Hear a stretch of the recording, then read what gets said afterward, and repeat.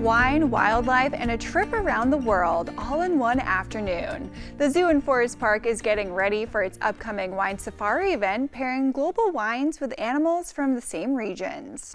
Joining us now is Savannah, Marcotte, and Gabry Tyson, along with a couple of friends. Thank you both for being with me. Thanks for having us. So, who are our friends today? So today we have Monty, the ball python, and we have Perry. He is a sulfur-crested cockatoo. So tell us about the ball python. Is this a baby or is this as big as the Monty's gonna get? So Monty's about full grown. They usually get only about 3 to 5 feet, usually max out around 4 feet for the males. So he is about full grown. However, he will get a little bit bigger as he lives the rest of his life. They usually live about 15 to 20 years. And he does eat every week. So with that eating, he does still shed his skin and he does still grow a little bit at a time. Why did I think that they got to like 14 feet? Am I thinking of anacondas? Anacondas get very large. They can reach over 20 feet. Reticulated pythons also get much bigger, which is in the same name, python family. So you could be thinking of that. Those guys ball get big. pythons only get to how many feet again? About 3 to 5. Oh, okay. So they're pretty normal size. Yeah, it's a pretty decent size. Actually, size. a lot of people will have them as pets because they are relatively small for a snake. Corn snakes are also very common because they only get about 4 feet long as well. So he is a relatively small snake in consideration. And then tell me about Perry. Perry's so cute. He's just perched on your arm. Perry is such a good boy. He is one of our 2 sulfur-crested cockatoos at the zoo. Him and his buddy Tuca live together at the zoo where they are best friends. And Perry is relatively quiet. Actually, he's one of our quieter birds. So you can see he's very comfortable here on my arm. His feathers are up around his beak, which tells me that he's happy and content where he is. He's just kind of checking out the scene. He's so cute. They're both very cute. I'm a little scared of snakes, but this one seems very sweet. Yeah, he's very used to being held. These 2 are both part of our ambassador animal program, so they do a lot of programs going out to meet children, and we do a lot of events like wine safari and brew at the zoo, so they are brought out for those programs as well. Speaking of events, you just mentioned it, the wine safari at the zoo. What is this event? Because this is for people 21 plus, so tell us a little bit about this event.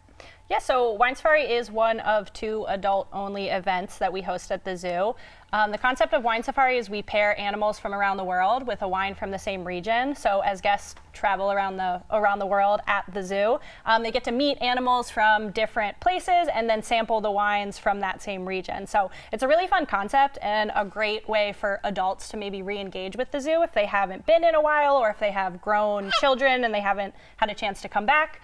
Of course, adults are welcome anytime we're open, but this event is a great time and a fun way to interact with both the zoo and some of our ambassador animals. How many different pairings are there going to be for people to try out? So we typically have 10 to 12. Oh, wow. And then each is either paired with an up-close encounter. So for example, our ball python has a native range in Africa. So we would pair it with a wine from a South African vineyard.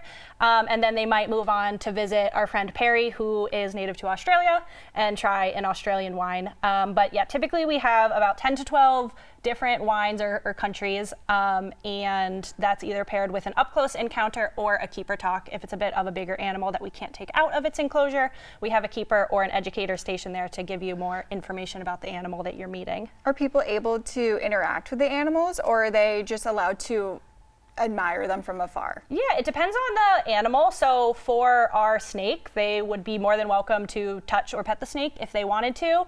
The birds, we tend to ask people to keep their hands away, but in the past we've offered chances to interact in a different way. So maybe it's offering the bird a nut to eat, or we've used some of our smaller rodents before and we gave people an opportunity to feed them shells. So we do try and make it as interactive as possible. It just depends on the ambassador animal, how close you can get to it. Wonderful. And then of course we have programs for the little ones. So you guys still have availability for keepers and training. Yes. So our zoo camp, which is for littler kids, is sold out. So that is very exciting. But our teen program, which is for teens ages 14 to 17 that have an interest in animal care or maybe one day want to work with animals, they can come take part in our keeper and training program. And that gives them an opportunity to participate in the animals' daily care. So they get to be a little more interactive with the animals. You know, maybe they're preparing diets or creating enrichment for them or helping to clean their enclosures to kind of give them a typical summer camp experience, but also, you know, learn if maybe one day they want to pursue a career within the animal care field. That's so fun. And then you guys also are really excited because you guys are going to be open 7 days coming up real soon. Yes, yeah. So we just switched to our 7-day operating schedule this past Monday. So now you can visit the zoo any day of the week from 10 to 4. We do stop selling admission at 3:30, so just make sure you come before 3:30. But we're open 7 days a week, and that, like I said, started on Monday. Perfect. And if people want to know more information about the wine safari or any of your programs or keepers in training, where can they go for more information? Yeah, so our website is forestparkzoo.org, and then you can always interact with us on social media as well. On Facebook, we are at the Zoo and Forest Park, and all the information is both on our website and on our socials. And for the wine safari, how many tickets are available, just so people know if it's limited that they need to get their tickets now? Because this is happening May 30th, which is a Saturday, so it's perfect afternoon to share with your friends or your family that are 21 plus. Yeah, so Wine Safari is a bit more of a smaller, intimate event. So we do only sell 250 tickets to that event. Our Brew at the Zoo, which is our other 21 plus event, that one we sell upwards of 600, 700 tickets. Wow. So if you are interested in coming to Wine Safari, I would recommend going on our website now because tickets are likely to sell out.